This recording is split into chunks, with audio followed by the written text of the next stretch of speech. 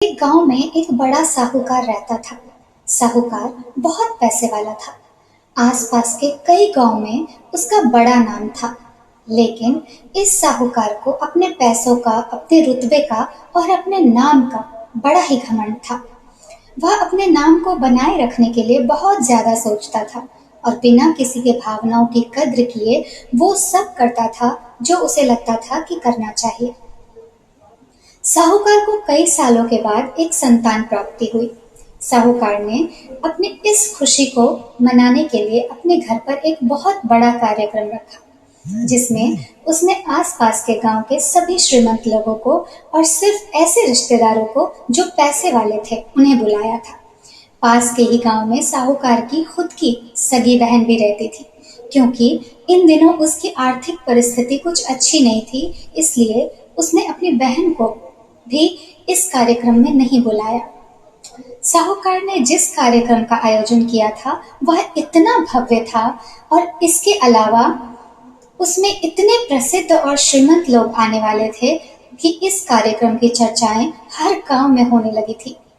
यह खबर उस साहूकार की बहन तक भी पहुंच गई। बहन को यह जानकर बहुत ज्यादा खुशी हुई कि इतने सालों के बाद उसके भाई को आखिरकार संतान सुख प्राप्त हो ही गया।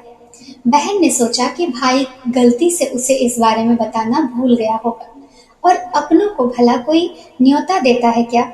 भोली बहन ने अपने भाई के यहाँ उस कार्यक्रम में जाने की तैयारियां शुरू कर दी। जिस दिन वह कार्यक्रम था उस दिन बहन सुबह सुबह ही अपने भाई के घर जाने के लिए निकल पड़ी। रास्ते में अपने पुराने मैले कपड़े देख उसे ख्याल आया कि अगर किसी और के घर जाना होता तो मैं ऐसे कपड़ों में जाने की सोचती भी नहीं, लेकिन मैं तो मेरे अपने घर, मेरे मायके जा रही हूँ। वहां मुझे ये सब सोचने की कोई जरूरत नहीं है। जैसे ही वह अपने मायके पहुंची, वहां का भव्य आयोजन देखकर वह बहुत खुश हो गई और उसे अपने भाई पर बहुत गर्व हुआ। वहां पर वह जल्दी से जल्दी अपने भाई को मिलकर उसकी खुशी में शामिल होना चाहती थी। वह तुरंत सीढ़ियां चढ़कर घर के अंदर प्रवेश कर गई। उसने देखा कि उसका भाई मेहमान के तौर पर आए सभी धनी और नामी लोगों का स्वागत करने में व्यस्त है। बहन जैसे ही अपने भाई की तरफ उससे मिलने के लिए गई, उसके भाई की नजरें उस पर पड़ गई और अपनी बहन को ऐसे मैले पुराने कपड़ों में देखकर भाई ने उससे मिलना तो दूर बल्कि तुरंत बहाना बनाकर वहां से निकल गया।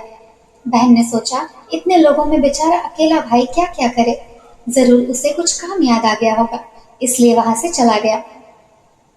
बहन बाद में अपनी भाभी से मिलने गई। भाभी ने उसका स्वागत किया, उसे खाना खाने के लिए आग्रह किया।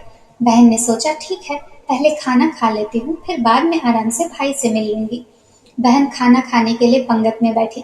साहूकार भाई ने देखा कि अपने सभी धनवान मेहमानों के बीच उसकी गरीब बहन बैठी हुई है।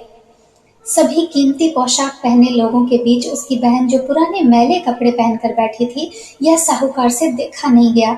उसने अपनी बहन को अपने पास बुलवाया, भला बुरा सुनाया और वहां से जाने के लिए बोला।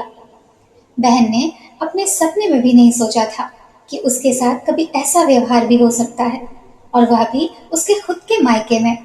अपना अपमान होने के बाद बहन तुरंत अपने घर ससुराल जाने के लिए निकल पड़ी। बहन इस बात को पचा ही नहीं पा रही थी कि उसके अपने भाई ने उसके साथ इतना बुरा व्यवहार किया। उसकी आंखों से आंसू नहीं थम रहे थे। रास्ते में उसने उसे अपनी पुरानी दोस्त मिली। उस दोस्त ने उसे रोने का कारण पूछा। हालांकि बहन उसे कुछ भी बताना नहीं चाहती थी, लेकिन दोस्त के बार बार पूछने पर उसने उसके साथ हुई सारी घटना उसे बता दी। उसकी दोस्त एक बहुत ही समझदार महिला थी और काफी प्रैक्टिकल सोचने वाली थी। उसने कहा, अगर तुम मेरी बात मानो तो एक दिन तुम्हारा भाई खुद तुम्हें अपने यहाँ बुलाएगा और तुमसे माफी मांगेगा। बहन ने उससे कहा कि मैं तुम्हारी हर बात मानूंगी, बताओ मुझे क्या करना होगा। दोस्त ने कहा कि तुम इस अपमान को, इस दुख को एक दिशा दे दो और कोई गृह उद्योग शुरू कर दो। उसमें इतनी मेहनत करो कि उस काम में तुमसे अच्छा कोई भी ना हो। बहन को अपने दोस्त की बात सही लगी। उसने घर पहुंचकर अपने आंसू पोंछकर उसी दिन से एक गृह उद्योग शुरू कर लिया। उसने दिन रात मेहनत की, अपने साथ कई और गांव की महिलाओं को जोड़ा और देखते ही देखते उसका गृह उद्योग चल पड़ा। कुछ ही सालों में आसपास के 50 गांव में उसका नाम और रुतबा काफी बढ़ गया और अब वह पैसों के मामले में अपने भाई से भी ज्यादा बड़ी बन गई। भाई को भी जब यह पता चला कि उसकी बहन इतनी श्रीमंत हो गई है, तो उसने सोचा कि एक बार मिलकर आया जाए उससे। वह जब अपनी बहन को उसके घर मिलने पहुंचा, तो बहन ने उसका किसी राजा महाराजा की तरह स्वागत किया, उसके पसंद का खाना खिलाया। बहन का ऐसा व्यवहार देख भाई को अपनी पिछली गलती का एहसास हुआ, इसलिए उसने अपनी बहन को अपने ही घर होने वाली पूजा के लिए आमंत्रित किया। कुछ ही दिनों बाद बहन अपने भाई के यहाँ उस पूजा के लिए पहुंच गई। जैसे ही बहन अपने भाई के घर पहुंची, उसका भाई उसके स्वागत के लिए दरवाजे पर ही खड़ा था। बहन अपनी महंगी गाड़ी में आई थी। उसने बहुत कीमती साड़ी और उससे भी ज्यादा कीमती गहने दागिने पहन रखे थे। बहन का ऐसा ठाट बाट देखकर सिर्फ भाई ही नहीं, बल्कि उसका पूरा परिवार, पूरा गांव दंग रह गया। भाई दौड़ कर आया और बहन की गाड़ी का दरवाजा खोलकर उसे बाहर आने के लिए कहा और बड़े प्यार से उसे पूजा का प्रसाद ग्रहण करने के लिए बुलाया। बहन को इस बार 12 पकवान परोसे गए थे। चांदी की थाली में उसे खाना दिया गया था। वह साथ में एक सोने की चम्मच भी रखी थी। उसके बैठने के लिए बेशकीमती पाट रखा गया था। बहन को यह सब देखकर उसके वह पुराने दिन याद आ गए, जब भाई ने उसे बिना खाना खिलाए ही भला बुरा कहकर वापस लौटा दिया था। बहन खाना खाने के लिए तो नहीं बैठी, लेकिन उसने अपने सारे कीमती दागिने और जेवर उतारकर उस थाली के सामने रख दिए और खाने में से कुछ निवाले उन दाग दागिनों पर रख दिए। बहन का ऐसा व्यवहार देख सभी हैरान थे। किसी को नहीं समझ आ रहा था कि बहन ऐसा क्यों कर रही है। आखिर वह क्यों उन जेवरों को खाना खिला रही है। जब सभी ने उससे पूछा कि वह क्यों ऐसा कर रही है, तब बहन ने सबके सामने बताया कि आज जो उसका इतना मान सम्मान हो रहा है, वह दरअसल उसका नहीं, उसके इन्हीं कीमती दाग दागिनों और कपड़ों का हो रहा है। क्योंकि मैं तो अभी भी वही पुरानी साहूकार की बहन ही हूँ।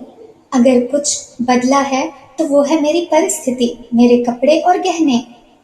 भाई ने अपनी गलती का एहसास होने पर इस बार अपनी बहन के पैर पकड़कर माफी मांगी। बहन, जो पहले भी अपने भाई से निस्वार्थ प्रेम करती थी, उसने अपने भाई को माफ कर दिया और उसे गले से लगा लिया। दोस्तों, पैसे सिर्फ हमारे जीवन को सरल बनाने के लिए है, जबकि रिश्ते जीवन में मिले किसी वरदान की तरह है। अगर उन्हें सच्चे मन से और निस्वार्थ भाव से निभाए जाएं, पैसे खर्च हो जाए तो आप बाद में भी कमा सकते हैं, मगर रिश्ते खर्च हो जाए या टूट जाए तो दुनिया का सारा धन भी आपको उन्हें वापस नहीं दिला सकता। दोस्तों, उम्मीद करती हूँ कि आपको ये मतलब की दुनिया, मतलब का रिश्ता, ये कहानी बहुत पसंद आई होगी, आपका दिल को छूने के लिए कामयाब रही होगी। अगर आपको ये कहानी जरा भी पसंद आई तो प्लीज इस वीडियो को लाइक कीजिएगा और इस चैनल को सब्सक्राइब कीजिएगा, क्योंकि इस चैनल पर हम ऐसे ही मोटिवेशनल और हार्ट टचिंग स्टोरीज लाते रहते हैं। धन्यवाद।